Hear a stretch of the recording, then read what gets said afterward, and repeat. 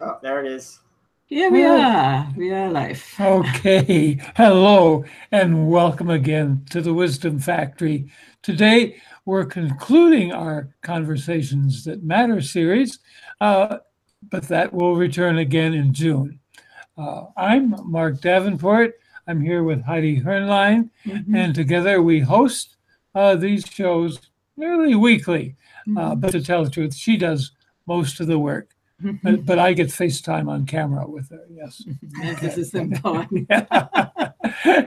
And before we get to our guest, she's going to tell us how best to watch the show.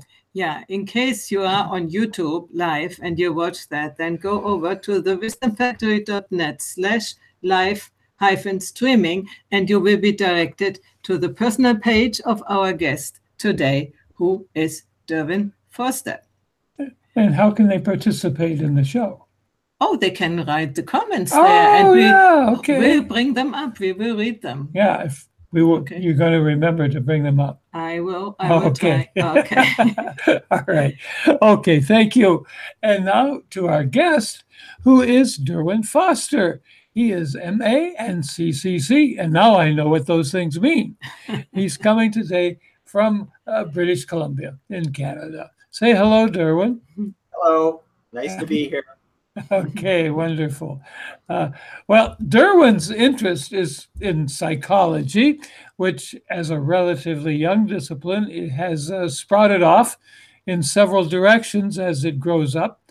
So, as a kind of sign of maturation, Derwin's involved now in an attempt to kind of bundle all those branches into a more comprehensive, how should I say that, a more comprehensive integral psychology.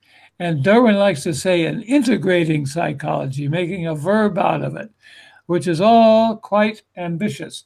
And so, am I being more or less accurate here? Is this your concern, Derwin? Absolutely. Yes.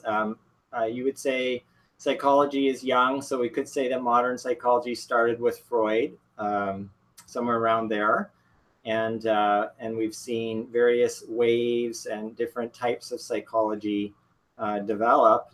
Um, and through the modern era, typically people would pick one area. They would focus on emotion, or they would focus on thought processes, or they would focus on behavior, or they would focus on meaning in life, and develop an entire approach to Mm-hmm. therapy around that piece, which is awesome. And as we kind of move into the postmodern era, part of what we're wanting to do is integrate across these different parts. In a sense, try to get a hold of the entire elephant as opposed to just having a hold of one leg or the other leg. So, Isn't that also what Ken Wilber, who has created integral theory, originally led him to write his book? That he saw so many different uh, psychologies, let's say, and everyone thought they have the Yeah. only truth, and they fought between each other. And then he thought that cannot be. There must be something, no? Isn't that the, yeah.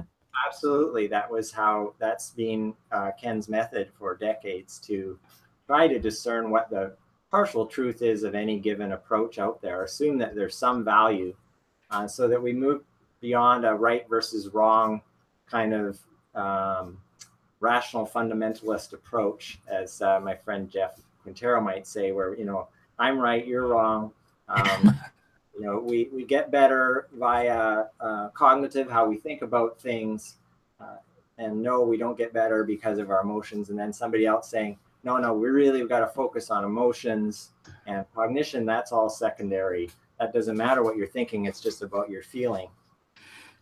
And typically, going through a graduate school program, someone might experience that kind of conflict as they get into psychology and have to find their way. Um, and so, yeah, so integral asks a different question. It's how can all of these approaches fit together to give us the best possible chance of being of help to somebody, uh, our clients who come to us for care.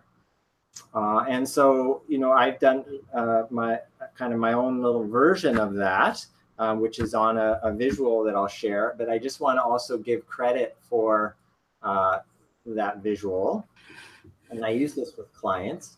And the visual comes from, the inspiration to use a chair came from a mentor psychologist named Dr. Grant Johnson, who I worked with for many years. And Grant had a stool model of the self. And it occurred to me after studying integral for a while that if I just turned it from a stool with 3 legs to a chair with 4 legs, then I could connect it to Ken's work, integrating all these different aspects. So I came up with this sort of visual short form that could try to put as much information on one piece of paper as possible. And so this is what I came up with. And so when I'm speaking with a client, and if you have questions, just come in. But when I'm speaking with a client, I'll often start with the everyday self. And the everyday self is just that, if you just stop for a second and get a sense of yourself as a person here, a presence, you have some sense of I, and you also have some things that you kind of know about yourself. Yeah, I know that I'm 6'2", whatever it is, that's the me, you might say. So the everyday self is the I, sense of I, and the me, the sense of me. Mm-hmm. And so, and also, that's the self that goes through your day, and it's held up by, or you could say has to navigate those 4 legs of the chair.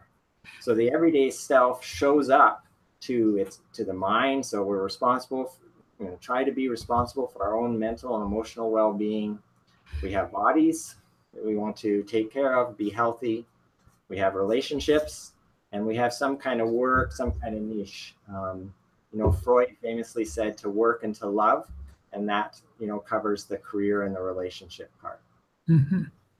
And so clients will often find that that's a pretty intuitively accessible thing. And then we can check in around that. How are things in your career? How are things physically for you right now? How's your emotional well-being?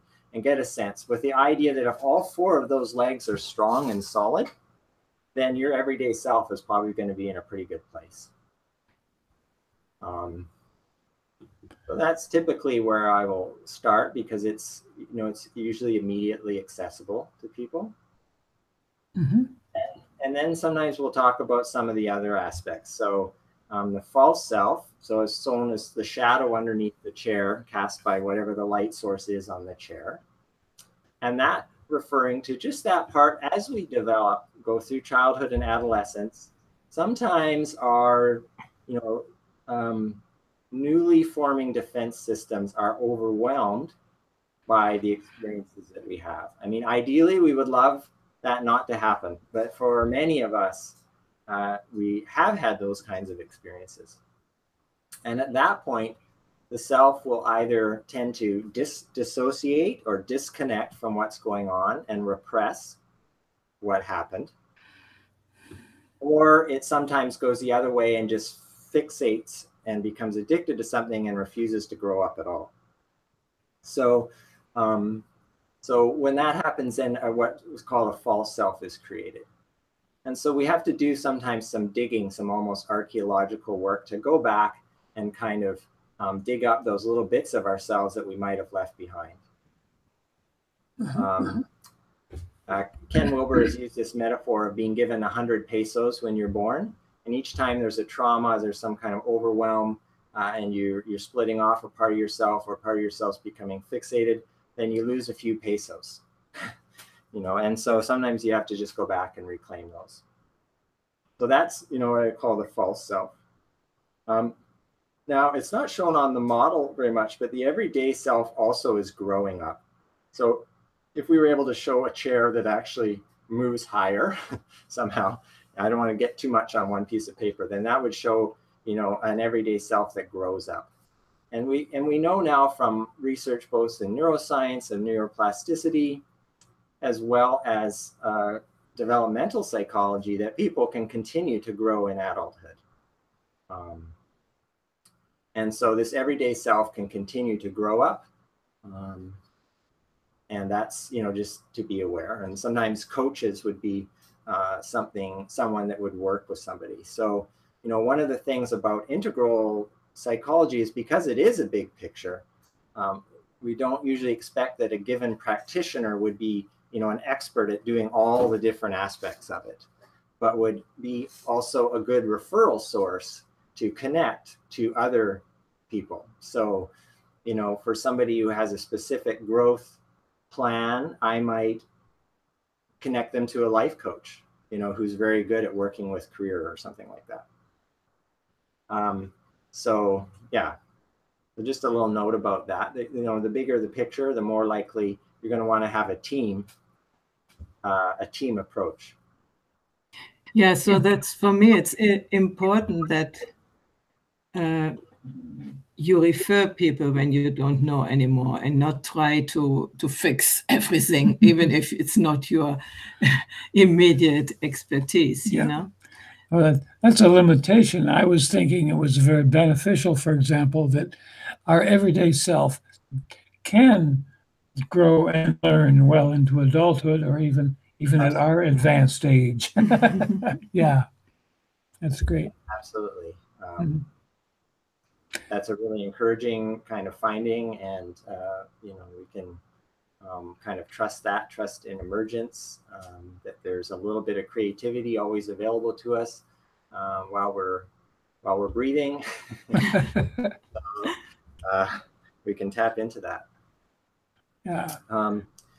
Yeah. So, and then just the other piece, so that's kind of the everyday self that grows up, sometimes has some injuries that we kind of have to go back and heal, become authentic and reintegrate with the false self, navigates all these different aspects of life, the mind, the body, the relationship, and career.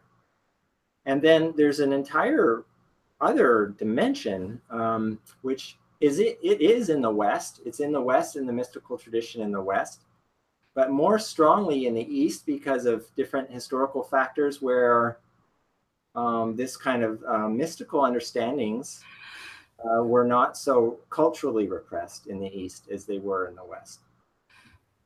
And that is what we would call the ego, or the separate self. So in spirituality, when people talk about the ego, they mean the separate self. They don't mean the everyday self. So that's a common confusion. We're not trying to get rid of our everyday self. No. We're wanting to dissolve any sense of separation we have from truth, reality, or what I call the mindful self here. Could call it the compassionate observer. Mm-hmm. And that's the part of us that is always already simply aware of everything that's happening to us without being directly involved or impacted by it. Because all those aspects, all that part of our experience is happening spontaneously without any effort on our part. You didn't wake up this morning and have to decide to wake up. You were just aware. Sometimes we have to decide to get up. That's something else, yes. Yeah. And one of the wonderful paradoxes about the integral psychology is that this part of us, the mindful self, doesn't change. We can't remember a time when we weren't aware. And it doesn't grow up. It's just already always completely complete and whole already. And yet, on the other hand, there's a part of us that does grow up. So we sort of have a paradox. Can you explain that a little bit for people who are not so... Sure. That it's already completely whole, and why?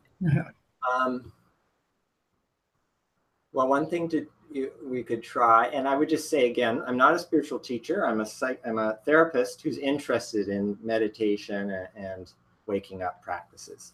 So certainly there are, Ken, although he doesn't teach a lot directly, but Ken Wilber for sure can teach her of waking up. And there's a lot. Muji is one that's been very helpful to me.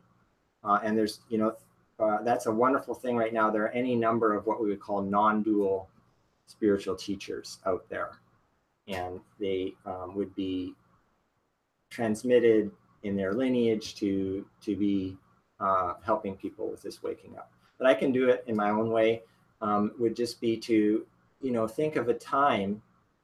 If you think back to any time in your life, you just have a memory of being present. And is not that presence in some way the same as that you have now? So it would just be kind of a memory thing, kind of go back through maybe some memories of childhood, adolescence, and there's some sense that you were always there at those times. And I'll do that. Yeah, you were muted, so we didn't hear it. The other thing I wanted to ask you, we had a time where, and probably it still is this time, psychology and spirituality were completely separated. There are many psychologists who don't accept spirituality, So, yes. What do you think that makes it necessary to include that part? That's a great question, and I very much appreciate it. And that, I would say, that probably connects right to what my core impetus was for becoming interested in psychology, or interested in this integration, which was that I was born and raised in a spiritual community or a religious community that had quite an intensive practice around waking up.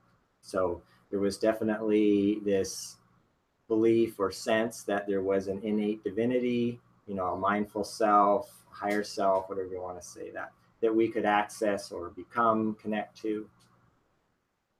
But in that community, there was either an ignorance of psychology or of the false self, you might say, or even a willful saying, you don't need to deal with that stuff. And the result of that was sometimes quite disastrous. So you get people that, we call spiritual bypassing, where you're basically in denial about significant parts of their actual daily experience, and what's going on, whether that be anxiety and depression or an addiction, or, a significant relationship problem or career problem. So absolutely, in my mind, then the spirituality and the psychology need to go together.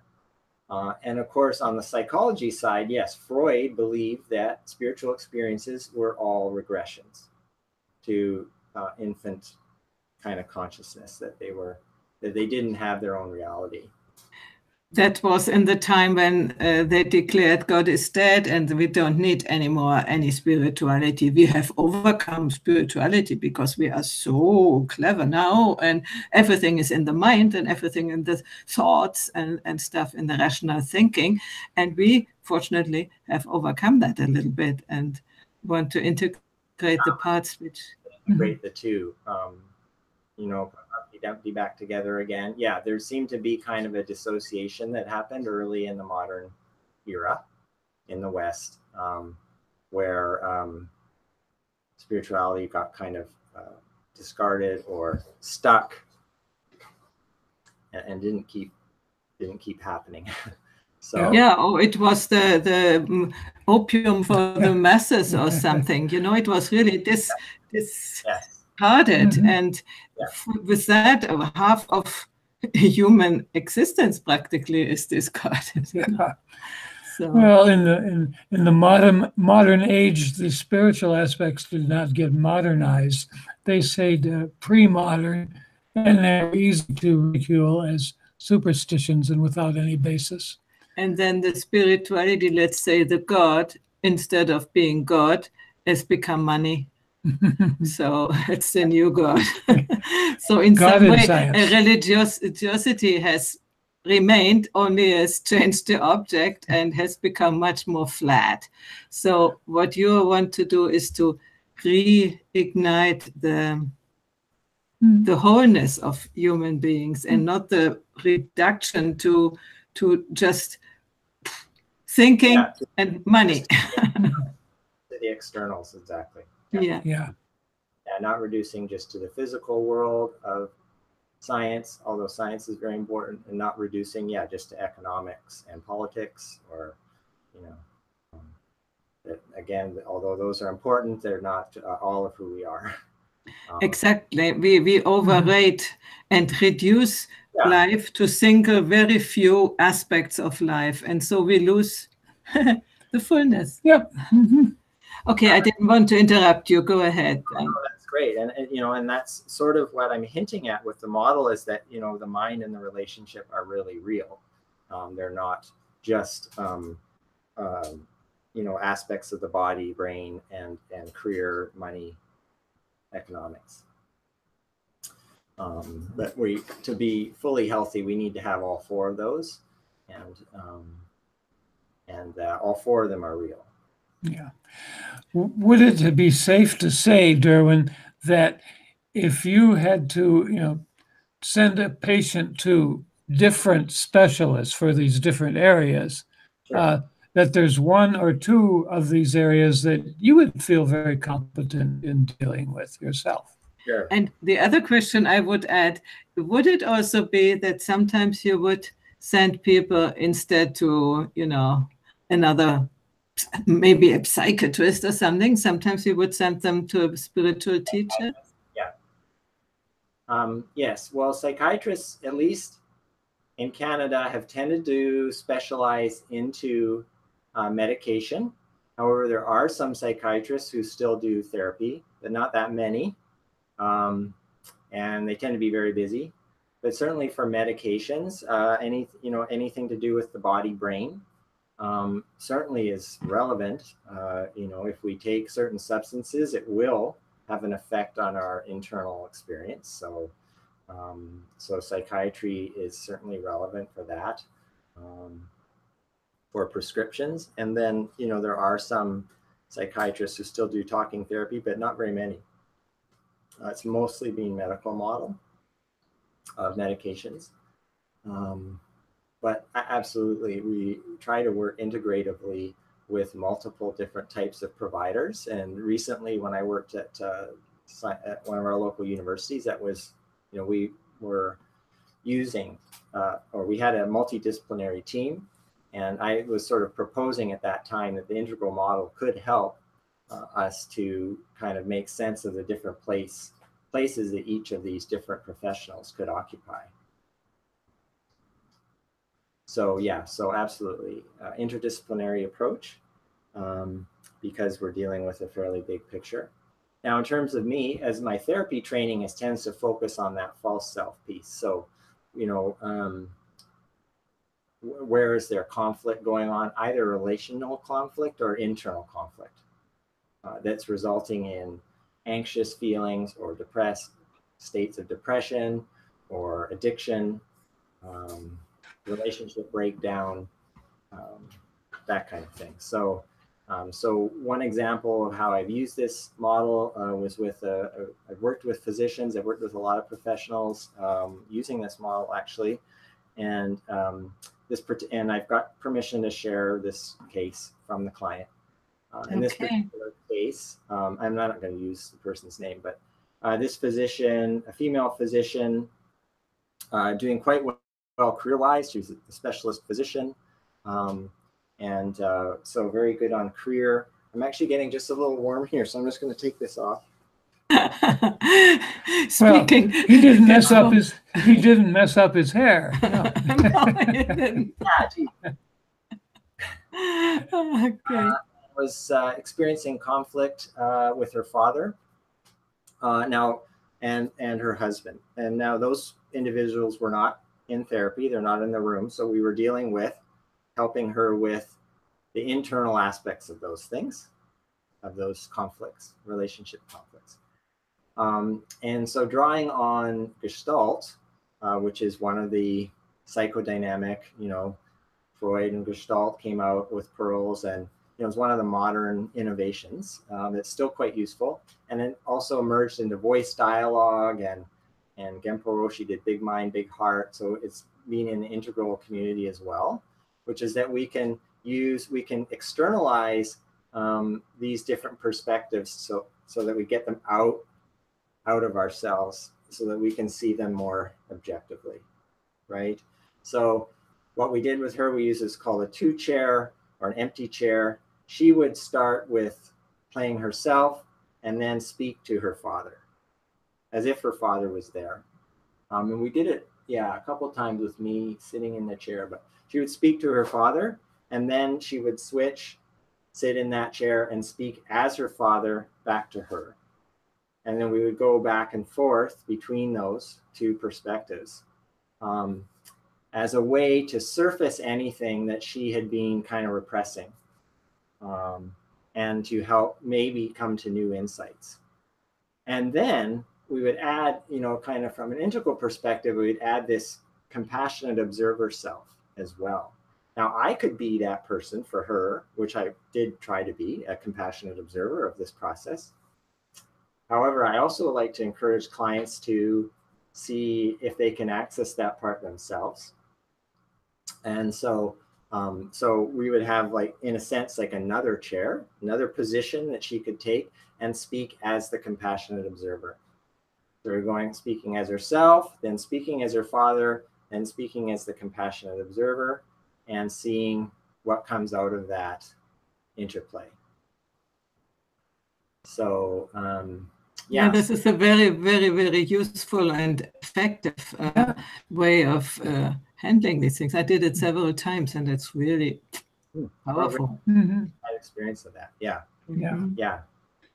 So that worked well for her.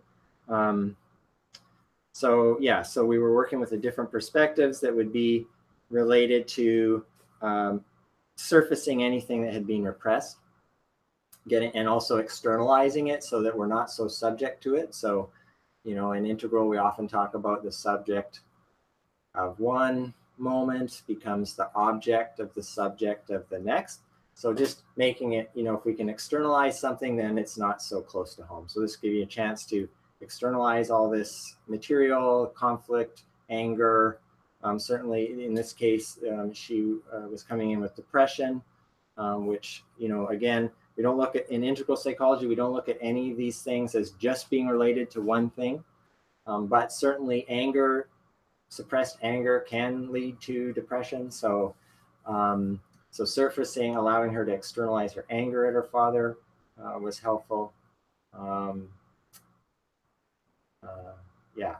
There'd been some abuse and that kind of thing. So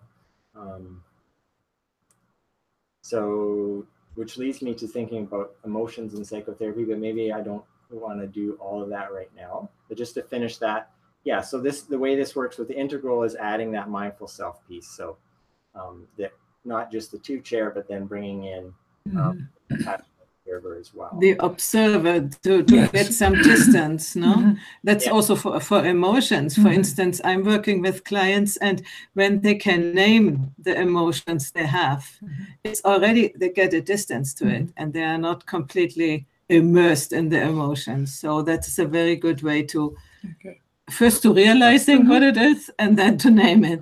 I'm going to ask a dumb question now.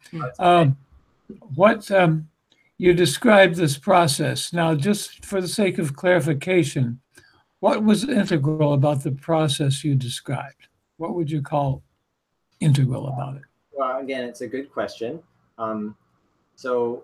We weren't like trying to address all the different quadrants at that particular point in time. With this client, she was a physician, so she was quite confident about medications and all that part, and she had already handled all that. So the body part of the chair was already taken care of. And the career, she was working as a specialist physician. She had a great job. So, and she liked what she did. So those two parts of the chair, you might say the external two part, the body and career, were already kind of covered. So we didn't need to do that. So then the focus came the relationships and the mind. So looking at the 4 quadrants, or the 4 legs, sorry. Now, there was no way to get, her actual family was actually in another country, so there's no way to bring her father literally into the room, or her husband, to do therapy. So it really became about the mind, her own mindset, because and how she was in those relationships, but we couldn't directly work with the relationship because those people weren't available. So it was really, so the integral part was that before we did that work that I just described, I had already kind of assessed, and we had talked about these other aspects and realized where we needed to focus. And then the other aspect that's integral in the sense that it's not just that, or integrating, let's just say integrating. I'm integrating in the compassionate observer part, which is not, to my knowledge at least, was not in the original Gestalt work, but it is in some of the integrating work that's happening now with like Big Mind, Big Heart, Genpo Roshi stuff. So good. Thank you. Okay. What now? What now? Yeah. Has anybody asked any questions? No, in the I'm audience? seeing people are there, but they're very shy in asking questions or in commenting. So, well, you know, he might attack them. You know, he might find out what is wrong. Open your mouth, and you don't know what's going to come back at you. That's how it is with these people. Yeah. Not really. Okay, go ahead. Is there a question? No, there is unfortunately not yet. I don't see, and I would encourage the people to ask the question. Yeah. For instance, you could ask, I have a friend, or you are yourself, have this and this and this problem. To what sort of therapy should I go? Or something like that. Should my friend go? Should my friend go? So nobody knows that's you. So that's fine. Yeah, but we have to, that's always a little lag. So if somebody takes the courage, we won't see it immediately. So we have to ask a question. But, you know, I was being kind of clever in saying, you know, watch out, he might jump down your throat if you reveal yourself to him. And that's actually a fear that I have, you know. I talked with a therapist a few days ago who he managed to see right through me, it seemed. It was very scary and very frightening. He was very kind, very gentle, but he knew what he was doing. And he pointed me in directions that I may have avoided for years, you know? And I see, not sure that I want to really work on that. He saw certain connections which you would never have thought. Yep, between body and mind, that I had not noticed. So, going to see help is tricky. Scary, and I often, you know, will just in a first session, we'll share how courageous I believe the person is for being willing to come in.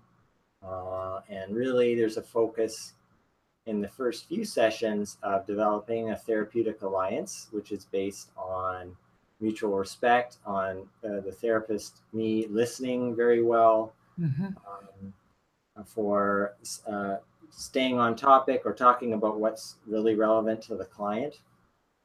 And also for finding a fit between the model I might be most comfortable with, which would be this one, and how the client feels that they're going to change or how they've changed in the past. And all those aspects are actually really important in the development of what we call a therapeutic alliance, or just a connection with that person. Yeah, and often the people come with a problem which is completely different than what then in the first few sessions come out what's the real problem is. No? Yeah. So, but it is an encouragement. If you have a problem, that is the non-symbol, no, how do you say, a sign, an indication that there is something to be resolved, but be aware that it might be somewhere else. I mean, for him it was that he has a tinnitus, you know. Oh, and this person said, "Oh, tinnitus," and he connected that, and well, we won't go into that right now. But I wanted to say another thing.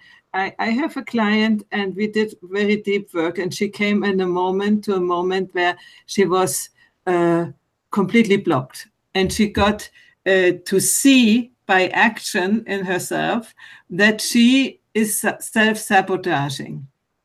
Oh. And this was 3 months ago. And after that, she didn't come anymore. And I thought, oh, hopefully it was not too heavy. And actually today she came back and said she just needed these 3 months to get used to the idea that she is it herself. And at the same time she said, but I'm much more tranquil now, much more confident that I can do something. While before she was just, everybody else is bad and only they're harassing her or something like that, And now she has understood that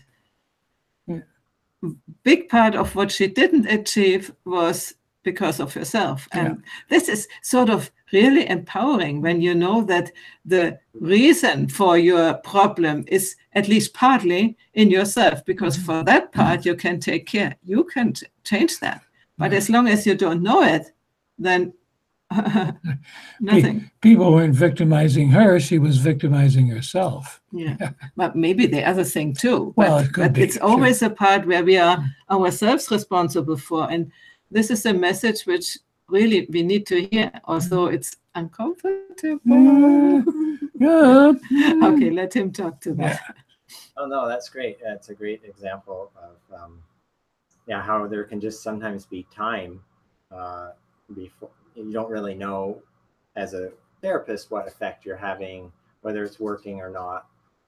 Now, the approach that I use is called, so at least for the therapeutic connection, I invite feedback from the client quite regularly. But almost every session I would be asking, did you feel like you were being listened to, heard, respected? Were we talking about the right things, or was there something else we needed to be addressing? And you have a sense that my style is kind of a fit for you, my approach. So I check in around those things because the clients may not come back just because they actually didn't feel, we thought we were listening really well, and they actually felt there was some, something disconnected there. And so, so there is some research that suggests that deliberately asking for feedback about that can be helpful. So I typically will do that, especially in the first few sessions, so we're developing that connection. I've also worked with couples, so there's relational kinds of work, and some sort of aspects of this that I've sort of applied that way. So, and I guess it's a good question. How is integral connected to all this? And but there are like nonviolent communication is one method that's just about very respectful communication between people in a couple. So I use that a lot. So you train them in nonviolent communication? Yep. Yeah. Mm-hmm. Good. Yeah, we'll do that. Mm-hmm. Maybe you explain a little bit what that is, because maybe, the words say more or less what it might be, but it has a sort of procedure how to do things. So maybe you explain. It really comes out of Rogerian psychology. So it comes right out of humanistic psychology, and the developer of it was actually a student of Carl Rogers, and Carl Rogers is sort of the father of humanistic psychology. And his focus was on unconditional positive regard as sort of being the main driver of therapy. And that was quite revolutionary in his time, that you would focus so much on kind of an affective sense of connection with your client. And so Rosenberg took Rogers' work and just came up with a very nice way of getting it onto one page. With these things, it's much easier to talk about them than to actually do them when we're in conflict with somebody. Yep. Absolutely. And that is to be learned before we try to solve a conflict. Yeah. So as far as I remember, it is to be, how can I say, self-directed. Not saying you are offending me, but saying maybe when you say that, I feel into myself, and it feels to me like, like bad, or like whatever. Like you take offense at that. That I take offense of that. Yeah. So the actor is of my emotions. That's me and not you. No. Right. And we try to not be judgmental, so try to be descriptive in terms of describing what the behavior was of the other person, as much like a video camera view as possible. What would the video camera have seen here? Because particularly when we're really in conflict, we'll tend to be coming only from our own experience and actually not even really have noticed what actually happened. So so we sort of deliberately try to say, what was the video camera view? What would the video camera have seen happen here? What has really happened, and not what we think we have experienced. Not what we have forgotten or not noticed. And it's very difficult, as we know, as soon as emotions are ignited, the perception narrows down, and we see only very little, and only that what we really want to see. And when we are already have a grudge against another person, we see only the negative parts. And even neutral words, I found out that, and often in this situation, even neutral words, poor descriptive words, were taken as an offense. So I think it's really, really difficult. Although it is a very good approach, but many people still take offense. How do you handle that when this comes up in a couple? Yeah. So I would work with self-regulation as well. And we'll talk about something sometimes they call the window of tolerance, which is that people have a certain range of energization in the body of how much they can handle being activated before they're going to check out, or they're going to physically get up and walk out of the room, or they're going to shut down. So there's a certain range that people have, and try to, over time, give them tools to be aware of that. So having their own meditation practice or their own yoga practice, or doing their own separate psychology work, having their own therapist. There's a couple interesting technology things out there too now that can give people feedback in real time regarding when they might be activated or not. So I'm actually using one. I use one called the Spire. I have an app, and it's monitoring my breath rate, and will let me know when it thinks that I'm tense, or am I calm, or am I focused. Is that only dependent on the breath rate? Because I can be breathing, I'm a singer, so I can be breathing very calm, but my heart maybe goes like that. So yeah, that's a good question. I found it pretty good.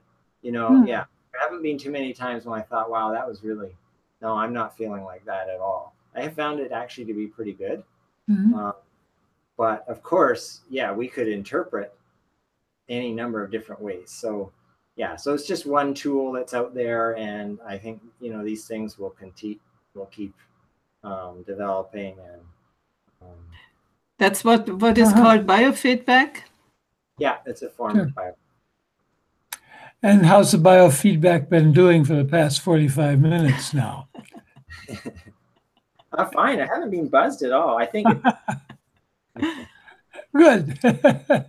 or we haven't pushed hard enough. No, we haven't asked him we haven't asked the tough stuff. Yeah, and the audience neither. They are really quiet. Quiet. Dang. People. Oh, come on. Yeah. Show up. One of the four sure. Pillars. What do you say? 4 pillars is, one is wake up, the other is grow up, the other is clean up, and the next one is show up. Show up. All right. Well, I can talk more. I mean, in terms of just what comes up, typically would be often the inner critic. So, and I would just, maybe give a shout out to an approach that I feel is very complementary to Wilbur's work as well, and that's A.H. Almaas, so which he calls the diamond approach.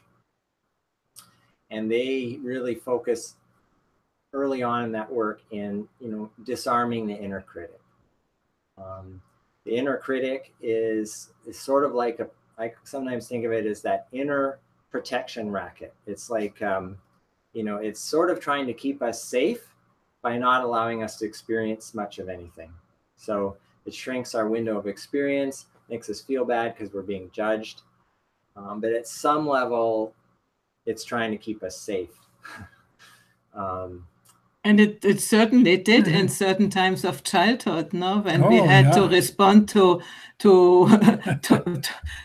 family our situations. world, yeah, and goodness. we were sort of powerless. So we better try to avoid the anger of our parents by shutting ourselves down, So it had a meaning, it had a usefulness, but as we carry it on into adulthood, and I know something about that one for sure.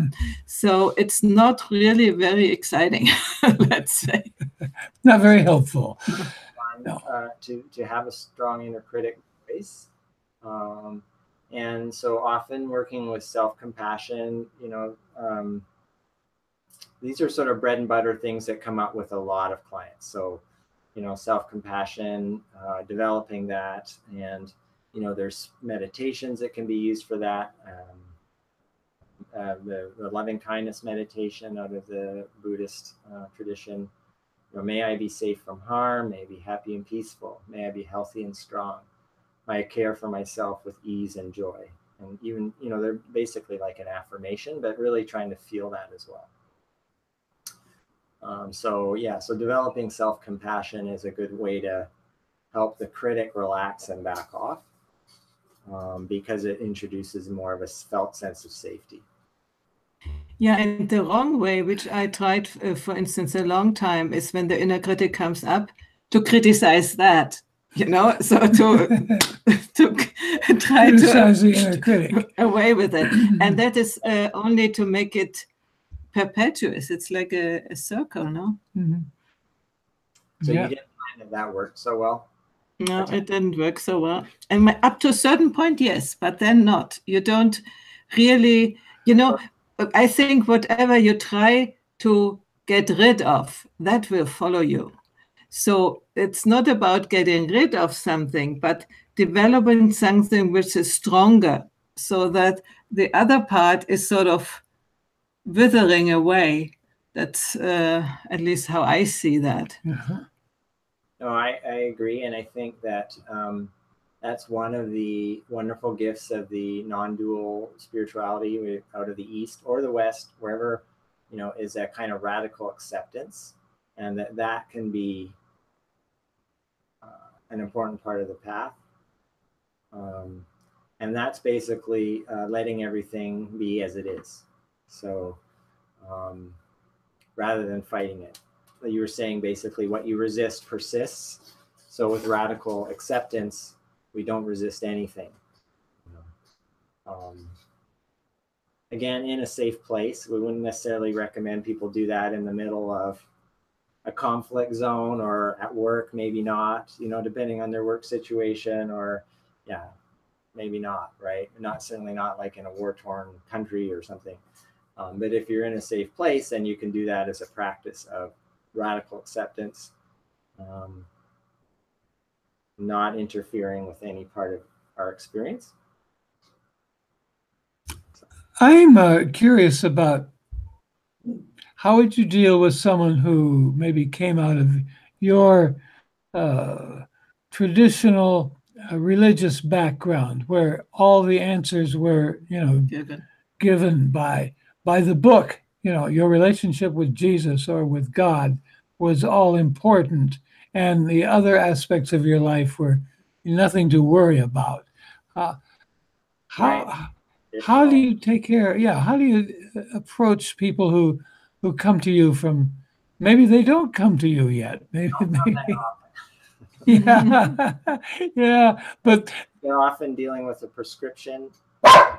They're proscribed from coming, or they're forbidden to come for therapy, or they see it as a secular pursuit that's not healthy, so they shouldn't be there. But when they have come, gosh, I only have a few examples. But I would say, I think some of the general things like self-compassion would still work. Working with beliefs, and you can use, sometimes I'll try introducing more like contemplative prayer. So saying that you can pray not only with words, but you can try a silent prayer of just consenting to the presence of the sacred other.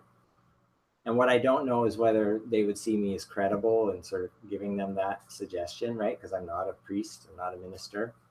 But sometimes I'll suggest that, or share that. Or I might suggest, that they check out a certain teacher within their tradition who has a contemplative aspect.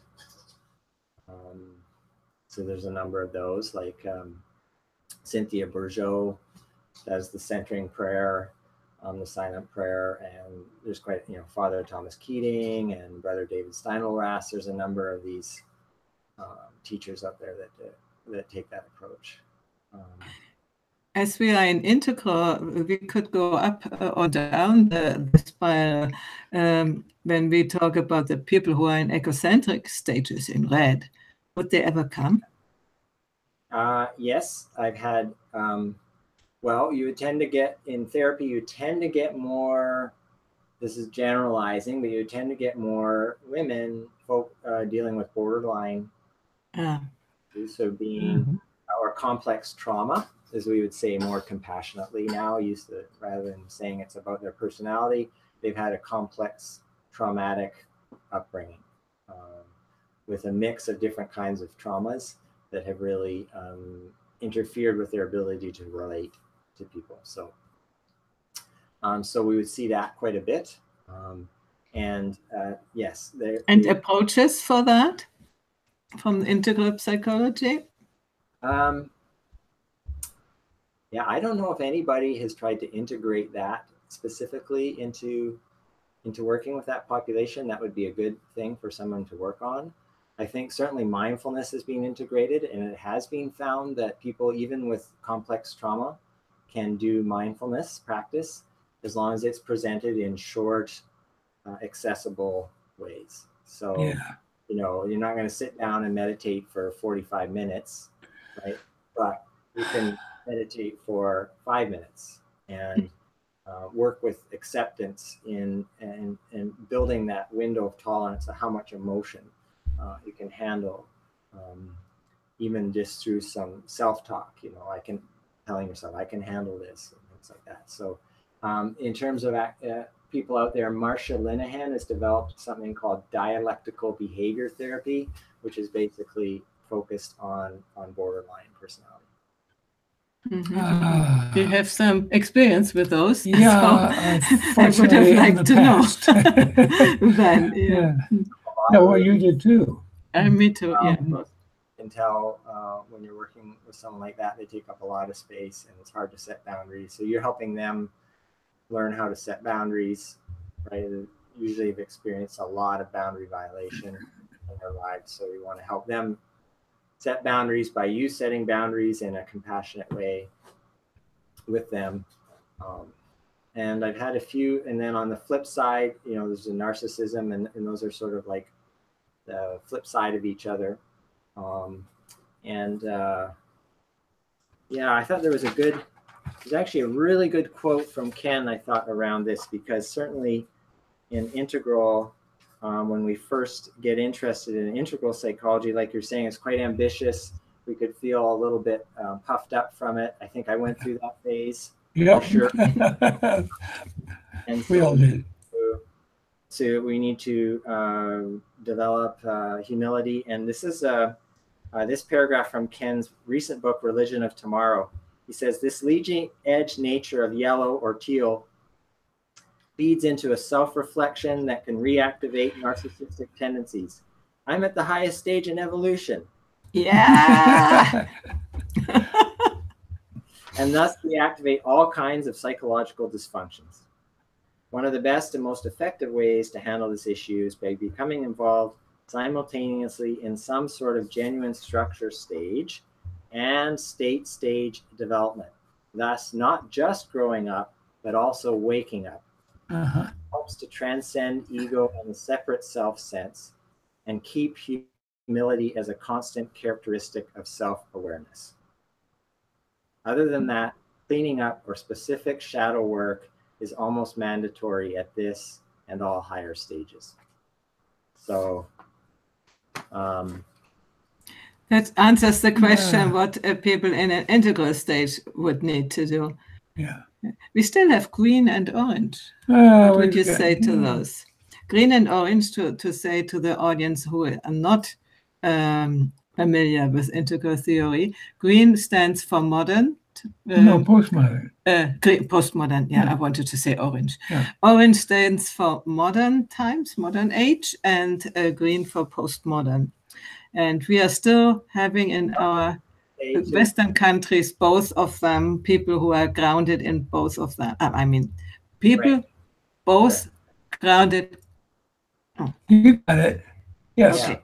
Well, I do try to get a sense of the worldview of my clients, and do try to adjust as best I can to the different worldviews. I seem to have been able to work with the LGBTQ group quite well, and have developed trust with that group. So being sensitive to in-group, out-group experiences is really important in counseling, and so that may involve, as a therapist, doing different kinds of sensitivity training. Now, my recent experience in the university setting is that most of those bases have been covered now. Like, it's pretty, I would say it's kind of, I'd like to think that we were close to a tipping point where people that have experienced oppression and marginalization have resources in place that are dedicated to them. That's at least what I saw last year. Now that's Canada, which might be different from other countries. So we're, a small, fairly well-educated country. So it might be different in different countries. So this is speaking to green for the sure. Yeah. Mm-hmm. And certainly the voice dialogue, where you're working with multiple perspectives, works with green. I have occasionally used, I've only done this maybe a couple times. Actually, maybe I've only done it once, but with one client who was very bright, was on the board of a national company here in Canada. I did actually do an assessment with and had them do a formal developmental assessment. And then what came out of that was that this person was kind of in between orange, a modern achiever mindset, and a green communitarian mindset. And so I would use that in dialogue basically with her, say, what does your achiever self say about this? And then what does your communal self say about this? And we would sort of work with those different aspects because she was experiencing that kind of transition of kind of having both of those be really active for her. I think this is amazing because when we are in transition, we sort of don't have the old thing anymore well, and we don't have the new yet, and it's sort of an inner conflict, and that to let them speak, it's genius, yeah, really. Oh, it was good, and I could see it in her writing over time because she was an author too. She would publish books, write books to further her career, and and the first book she had written was very much more like the achiever, and then she was planning this next one, which was about environmentalism and so she was going through that process. And but it does seem that most, shall we say, contemporary approaches to psychology get a lot of work with orange and green, and so they probably got those aspects of the population pretty well covered, more so than the previous one, shall we say. And I think it's these two levels of development who need more therapy, because before you had God, where you could refer to. There you don't have God anymore. So you are sort of all over the place and insecure. And so you need some help to get yourself together in some way, you know. Or you go into depression or alcoholism or whatever that is, you know. So yeah, and I think and that's why having access to the waking up component, I think, is important, because it does bring, in a sense, it brings spirit back into the picture, not in a concrete way, but in a different kind of way. So not in some figure God, but you sort of get into the same feeling of being held, let's say, in some way by whoever, whatever. And that's not maybe important. not by God, but held anyway. Oh, you know what? Yeah, at the end of the hour. We've been talking for an hour. Yeah. It was great. That was what I wanted to do with you for a year, to talk about. I know, we've been waiting for this conversation. But guys, you are out there. We had a discussion, a conversation with Durwin and his father, who is a writer and far over 80, I think, no? Last year, no, the year before, in December.